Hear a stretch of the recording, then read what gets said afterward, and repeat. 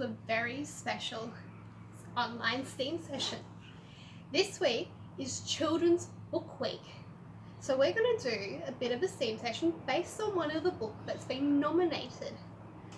So the book we're going to look at is A Hollow is a Home, that's been nominated for the Eve Pownall Award, which is for books that are explicitly about teaching.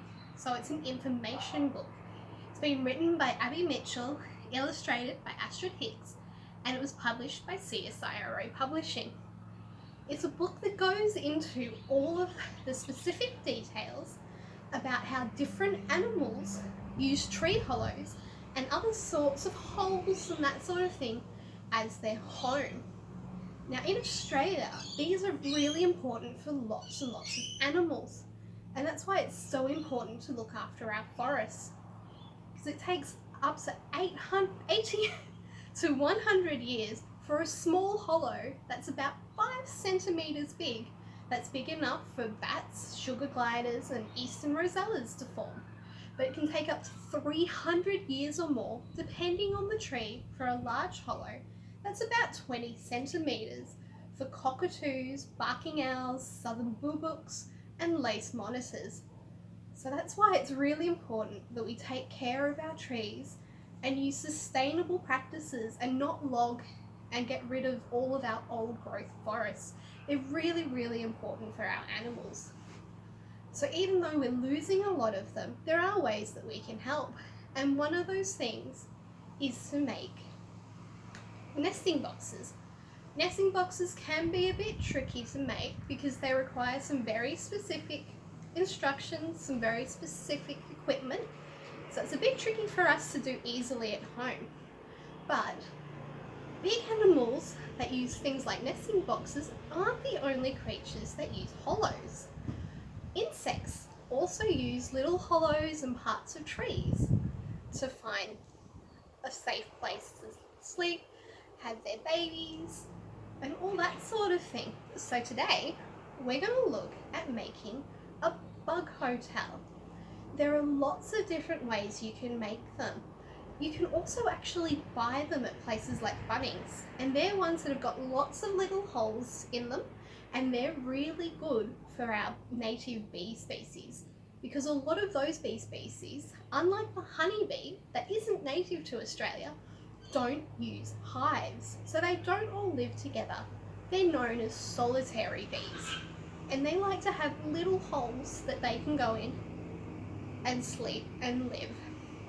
So you can make ones like that for them using a log, using a drill. With an adult helping you, you can drill holes in the log, and that creates nice little holes for a solitary bee to live in. But not all creatures like that sort of thing. So I'm going to go through today how you can make one similar to the one that I've made here.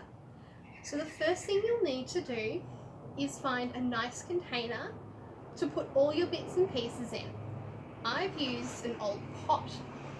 So you could use old pots, you could use recycled plastic bottles by cutting them in half, anything that will be a bit waterproof and keep all the bits and pieces inside protected, because you want some nice dry areas, because some bugs like having nice dry places to live. Others you might find when you're going and looking in your garden like a bit more moist places. The next thing to do is collect all the different things you're going to put into your bug hotel. I went for a walk around my local area, which is the best way of doing it. So you go for a walk and find some things around your local area, because that's the sort of thing that bugs in your neighbourhood would like to live in. So we've got here, I've got some gum nuts, which have got some nice little hidey holes. I've got some old bits of dried fern. We've got some bark, which is nice and curly, so you can see, which has got lots of nice little parts that a little bug can go up and hide in. I've got some old tree branches. This one here, you can see, has been eaten out by termites. So termites like to create lots of their own little hidey holes. So old bits of bark that are like this are really good as well, because they can help create more hidey holes in your bug hotel. I've also got bits of bark.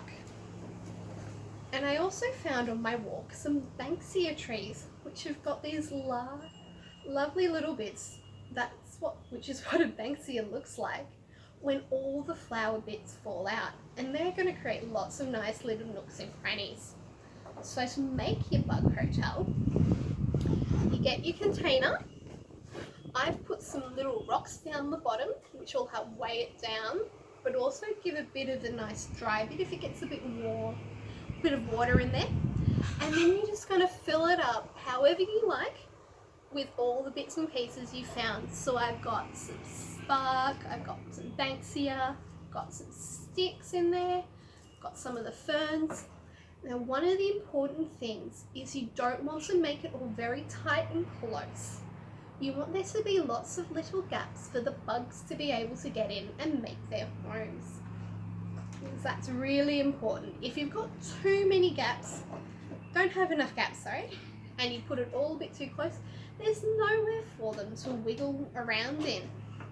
So once you've got all your bits and pieces together, the last thing to do is find a nice place in your garden, bit in the shade, bit where it's going to be protected from the weather, and you pop it in your garden and you have a nice little place for bugs to call home.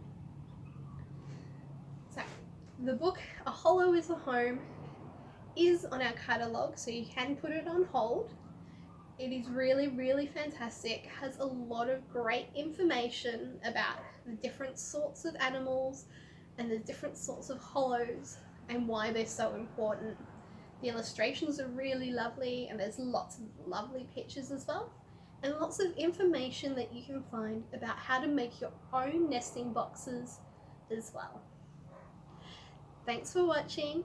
For more projects and videos, you can visit our website at cclc.vic.gov.au and click on the Library at Home link, or you can search for Casey Cardinia Libraries on YouTube. Have a good book week.